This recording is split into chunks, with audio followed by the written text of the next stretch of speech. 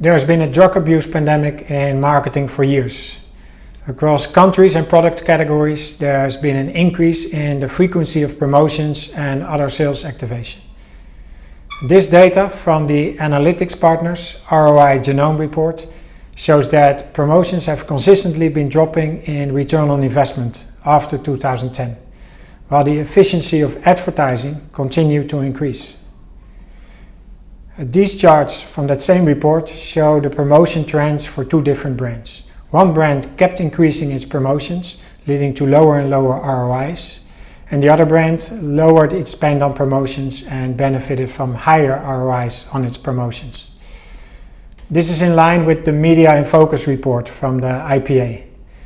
This analysis on a large campaign database discovered that advertising campaigns are more and more focused on short-term sales activation at the expense of brand building.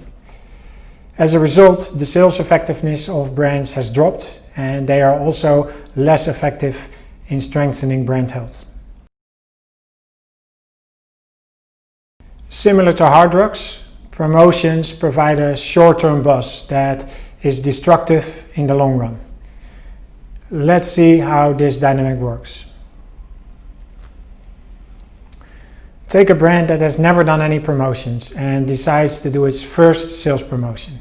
It provides a price discount for a limited time, and as a result, it sees its sales spike.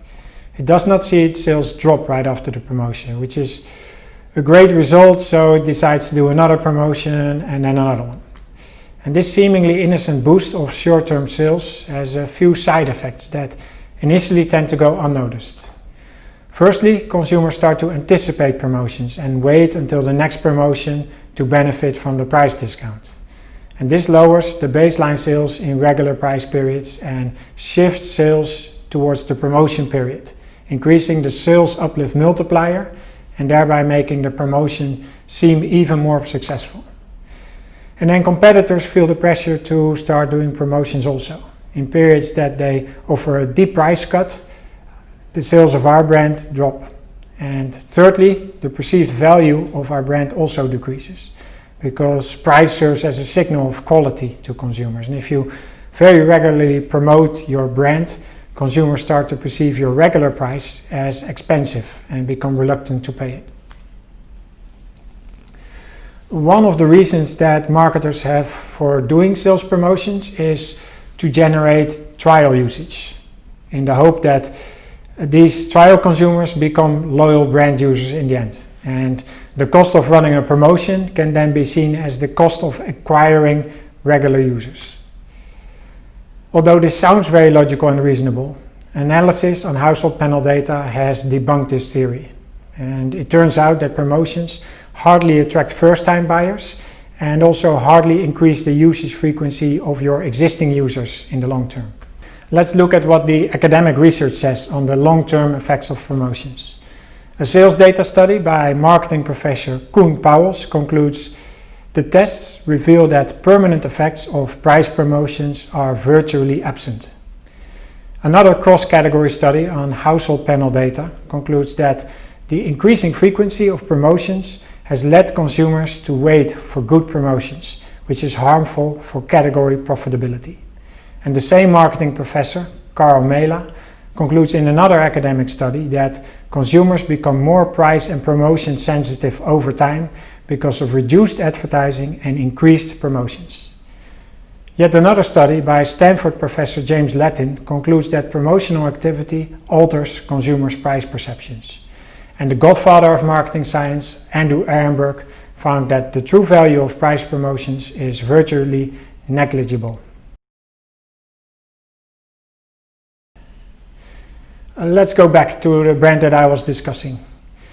What started off as a one-off sales increase becomes a downward spiral that is very difficult to escape from and deteriorates the health of the brand. Hence the comparison with hard drugs. And a rat race between brands develops. Brands become dependent on promotions to hit sales targets. As consumers become accustomed to price promotions, the discounts have to become deeper and deeper to be perceived as attractive and keep delivering the same sales peaks. Now let's look at the promotions from the perspective of retailers. Retailers love promotions, like a drug dealer loves to sell drugs. They negotiate good terms from the brand owners so that most of the price cut comes from the pocket of the brand owner. And on top of that, they charge fees for in-store communication of the promotion and placement in their promotional leaflets. Retailers use promotions as a way to attract and keep customers. Even if they make a loss on the promotion item, consumers who come to the store to take advantage of promotions will also buy other items at regular price, and the retailer will make its profit from those other items at regular price.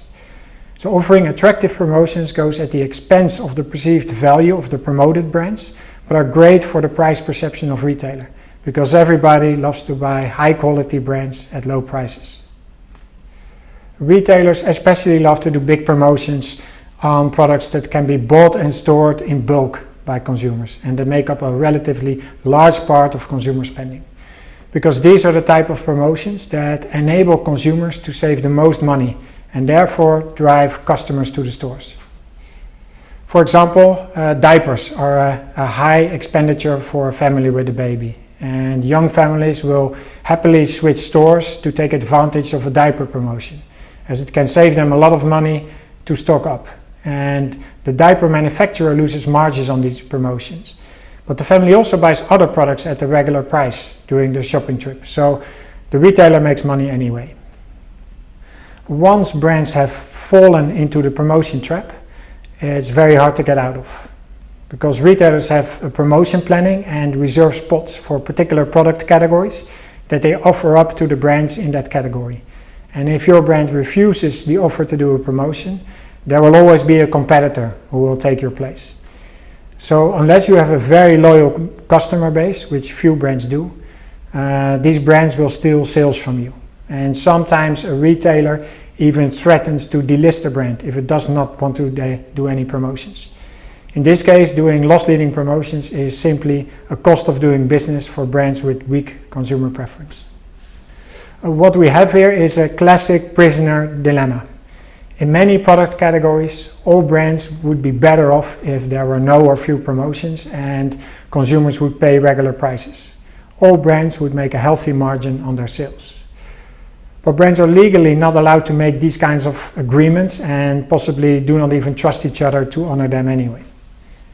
So just like in a prisoner dilemma, the best option for brands is to do no or very few promotions. But if one brand does this and other brands continue to do the promotions, those other brands win market share at the expense of the brands that stop doing promotions. And therefore, no brand in that category stops doing promotions. They're all trapped in the situation that they actually helped to create. I used to work with scanning data from a store panel at Nielsen. And if you look at categories that went from a low to a high promotional pressure over time, you always see that baseline sales in weeks without promotions become lower and lower, and that sales concentrate more and more in promotional peaks. And the perceived value of A brands gets eroded as well, which leads market share in weeks without promotions to shift to lower tier brands and private labels. Similar to a drug addict, promotions can be a slow but certain way to destruction for brands. So how to get out of this? Well, just like drug rehab, kicking the habit is hard and comes at a short-term cost. In order to become less dependent on sales promotions, a brand must become strong enough to create sales at regular price.